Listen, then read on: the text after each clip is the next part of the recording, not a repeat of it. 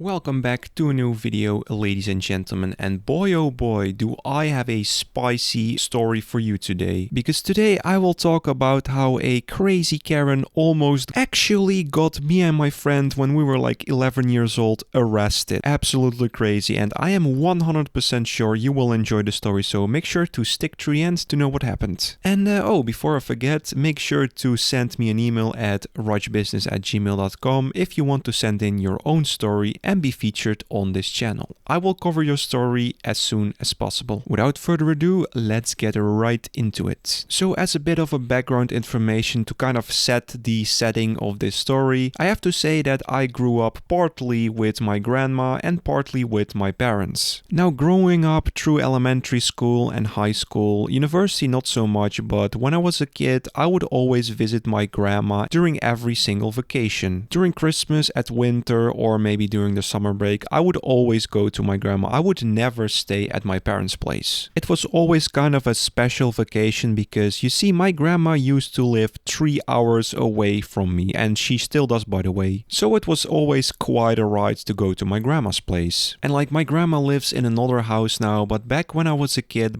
when I was like 11, 12 years old, my grandma used to live in a different house. It was kind of like an apartment where like there's multiple other apartments within it. It's like a really big kind of barn, and in that barn there were separate apartments. Well, you see, attached to the barn was a house. In that house there was a husband and a wife. The wife was absolutely crazy because, you see, they had a yard, the front yard to their house, and that yard was kind of like attached to like the whole barn apartment complex, so it was kind of like a community yard. And I also vividly remember that there was like this fountain place where like there was this tiny pond with fishes and stuff, so that was also community. It's not really that someone was owning that pond or that someone was owning that yard, and the yard had some apple trees. There were some kids living there. There was like a girl. I remember I was pretty good friends with this girl and her sister, and there was also this guy at the other end of the street, and we would always visit him. Even though it was always kind of awkward, I didn't really know the guy, but yeah, sooner or later we became pretty good friends. I was always bored out of my mind, like I had nothing to do. I had some toys and that's about it, because I always used to play video games instead when I was living with my parents throughout the day, you know, throughout the school year, I must say. But my grandma, she didn't have a PlayStation, she didn't have a, well, yes, she did have a TV, but she didn't have computers or anything like that. So yeah, maybe that was a good thing, because me and those girls and that guy, we always used to play outside, and you know, it's very, very good, very healthy to play outside as a kid.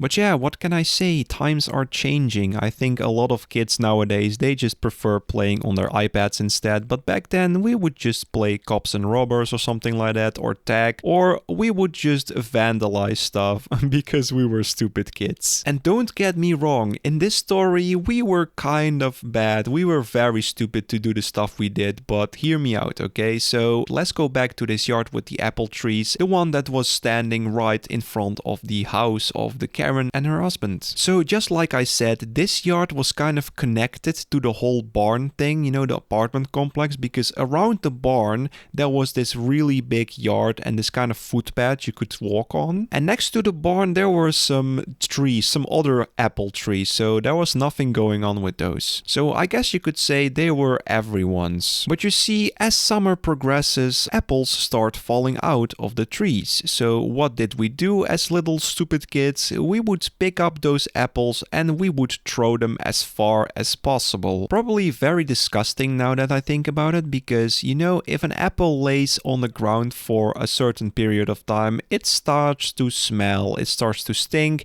it starts to get rotten all over. So I'm already just picturing myself throwing those rotten apples away, or like at people maybe even. No.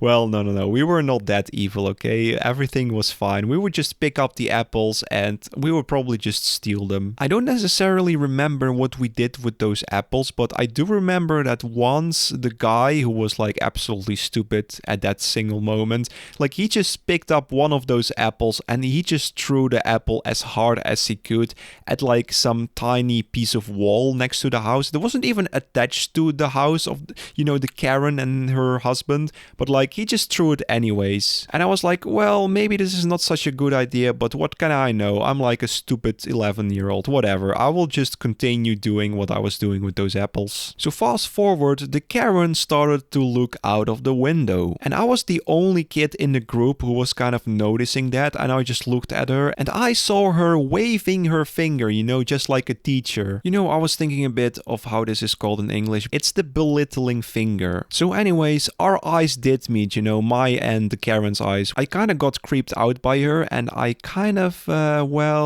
pretended not to see her. I just looked away instantly because I was just weirded out, man. So yeah, nothing changed. I ignored the lady, and the guy who was in our group, like, he just started throwing apples, more and more apples against like the wall thing. And oh yeah, I just remember, like, we also used to shake the tree so more apples would fall out, you know, the classic basically. And at that point I didn't really think that the woman was that strict, or like, yeah, well, she did point her finger at us and stuff, but I didn't really think it was that big of a deal, you know. So anyways, fast forward, eventually I hear something, right? I hear a door creaking open very slowly, like in these horror movies, you know, when there's like a ghost in the house, you know, and there's like this abandoned house, you know what I'm saying. So I was just creeped out because, you see, I was standing with my back against that house, against that door. So at first I didn't really notice or like think about anything, and then later I was just turning around,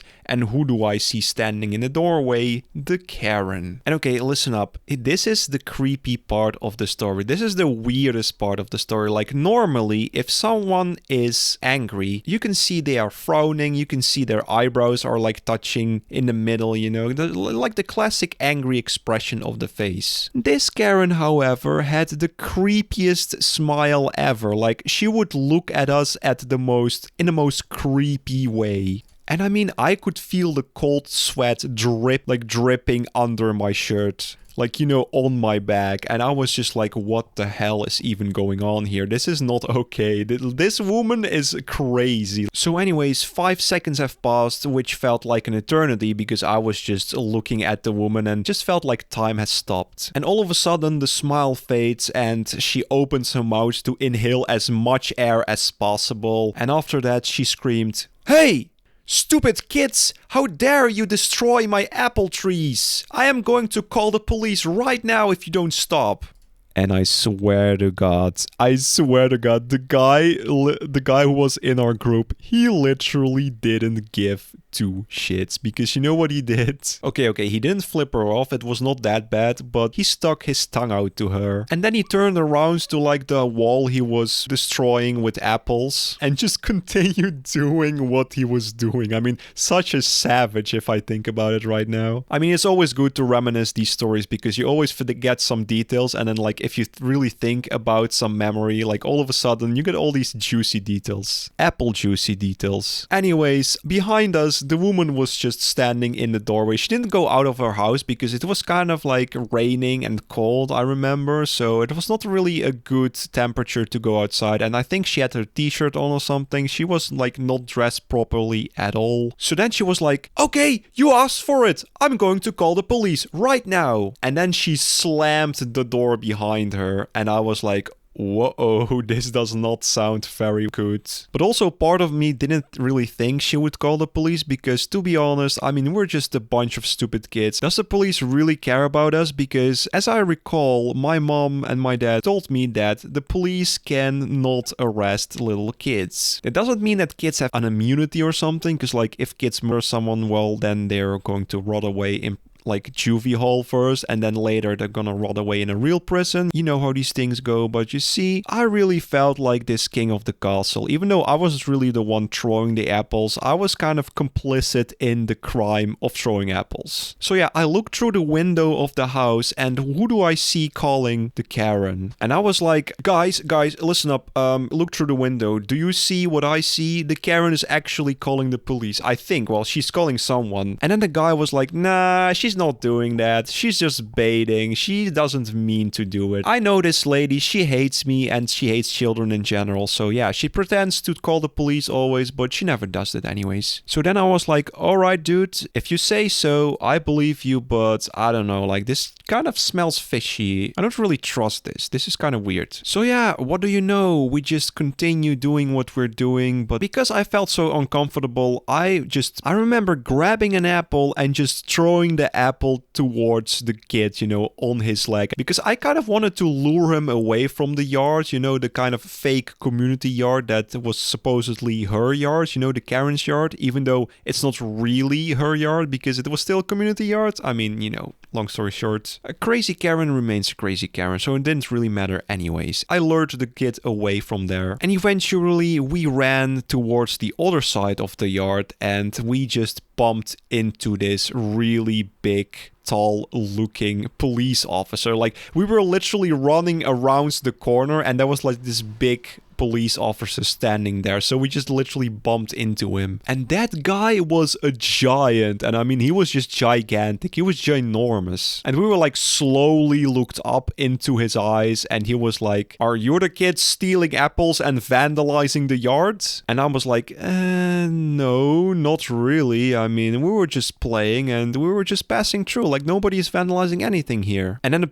officer was like, "You, all of you, come with me." And holy hell, we walk around the other corner of the house, you know, the other of the four corners, and what do we see? There's a police car there, like all the doors open, like all the doors from like one side. And we see another police officer sitting behind the steering wheel. And the other police officer told the other one, "Well, are these the rascals the lady was talking about?" And the other one was like, "Yes, it's them." And I mean, I have this vivid memory of like one of the girls like hysterically started sobbing, you know? And I remember I was so scared that I forgot to cry. Like, I was so busy with freaking out inside that I just didn't cry at all. Well, I cried later after I came home, but like at that moment I was just frozen. I just froze up. So you might wonder what happened next. Well, the police officer was trying to convince us that we had to sit in the car, but of course none of us wanted to do it. Like, well, he was not really trying to arrest us or like take us away in the car, but he was lecturing us by just pretending to threaten arrest us. And that definitely worked. I still had this frozen expression on my face, but like the guy who was throwing the apples, like he was full on sobbing too right now. And actually, I forgot to mention this detail in the story, but I believe he was 2 years younger than me, so he was like 8 or 9 years old. So he was, you know, even more stupid than we were. And yeah, even he also broke, even though before that